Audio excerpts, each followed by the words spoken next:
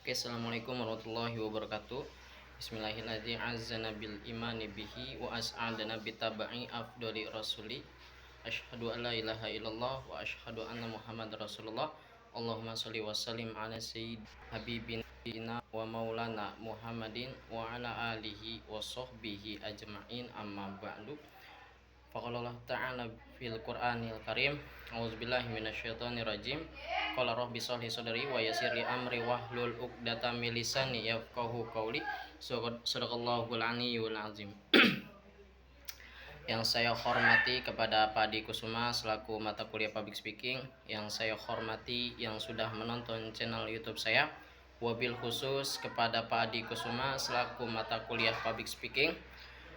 Semoga Allah senantiasa memberkahi dalam kehidupannya dan Allah selalu mempermudahkan dalam kehidupannya.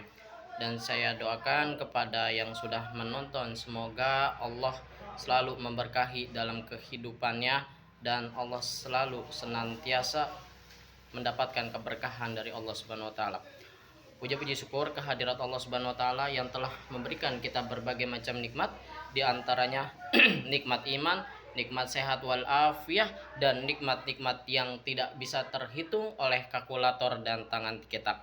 Salawat serta salam mari kita curahkan kepada sang penobrak pintu kezaliman. Siapakah beliau? Beliau adalah Nabi kita, Nabi Muhammad SAW, yang telah membawa umatnya dari zaman kegelapan sehingga zaman terang benderang. Oke, di sini saya akan membahas learning journal seperti kayak kemarin. Namun di sini learning journal yang ke-13. Jadi di situ ada 3 orang latihan public speaking. Itu yang pertama itu ngobrol santai, dan yang kedua historis, perjalanan kisah hidup dia. Oke, kita langsung masuk saja ke pembahasan. Jadi yang pertama itu mengenai tentang ngobrol santai. Jadi nama temanya itu generasi pemuda di era digital. Nah, jadi sebagai kita anak generasi gitu kan, maksudnya kaum milenial atau bisa generasi Gen Z gitu ya, itu kita harus yang namanya bisa memanfaatkan teknologi. Karena kalau misalkan kita tidak bisa memanfaatkan, karena kita akan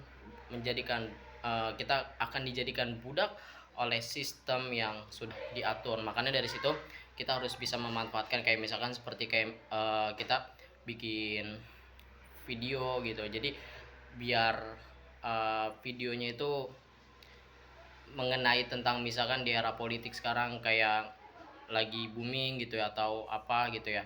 Terus buat mengontrol sosial, terus jadi agent of change, perubahan zaman kayak gitu. Itu mengenai pembahasan yang pertama.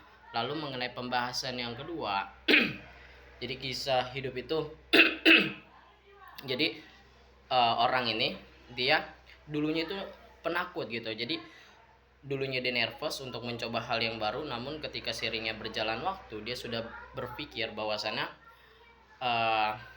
dia nggak boleh stuck di situ aja gitu. Jadi bagaimana caranya dia mencoba hal yang baru, seperti dia mengikuti perlombaan pramuka dan dia di situ menjadi juara. Itu ketika dia masuk ke pramuka itu dia mengalami perubahan yang sangat fantastis dalam kehidupannya. Terus dia di situ berpikir bahwasannya dia tidak takut untuk mencoba hal yang baru. Itu pembahasan yang kedua. Lalu pembahasan yang ketiga itu seperti kayak sama historis perjalanan seseorang. Jadi ketika itu dia menaiki gunung gitu ya, misalkan gunung Cermai. Jadi di situ dia dapat pengalaman dari menaiki gunung, misalkan dari ekosistemnya, dari sebuah keindahan dalam misalkan dari hutannya gitu. Misalkan hutan itu kayak suasananya bagus, kayak misalkan nunggu sunrise kayak gitulah. Itu pembahasan yang ketiga. Lalu kita masuk ke presentasi. Jadi presentasi ini nama judulnya itu mengenai tentang MC menjadi perfect gitu kan. Oke. Jadi kalau misalnya mengenai MC itu ada dua. Jadi ada yang formal dan ada yang non formal. Jadi ketika kita pengen menjadi MC yang formal, kita harus bisa yang namanya intonasi dan artikulasi kita tuh jelas kayak gitu. Jadi make sebuah perut gitu. Jadi suaranya itu jadi bulat, atau ketika dia menjadi VO kemungkinan suara dia tuh udah jadilah. Jadi suaranya nggak pecah. Jadi gitu. Ini MC yang formal. Jadi passionnya itu harus sesuai dengan menyesuaikan tempat.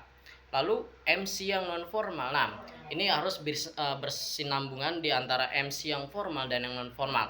Namun kalau yang non formal ini dia lebih ngebawain acara yang nggak garing, nggak flat gitu. Jadi MC non formal ini gimana caranya untuk menjaga apa sih, kayak suasananya itu pecah kayak gitu. Itu tugas yang MC non formal. Jadi artikulasi dan intonasi itu harus jelas. Oke, itu aja yang saya bisa sampaikan. Mohon maaf apabila ada kata-kata yang salah, tutur kata yang salah. Cukup, burung Iren, burung cendrawasih. Cukup sekian dan terima kasih. Assalamualaikum warahmatullahi wabarakatuh.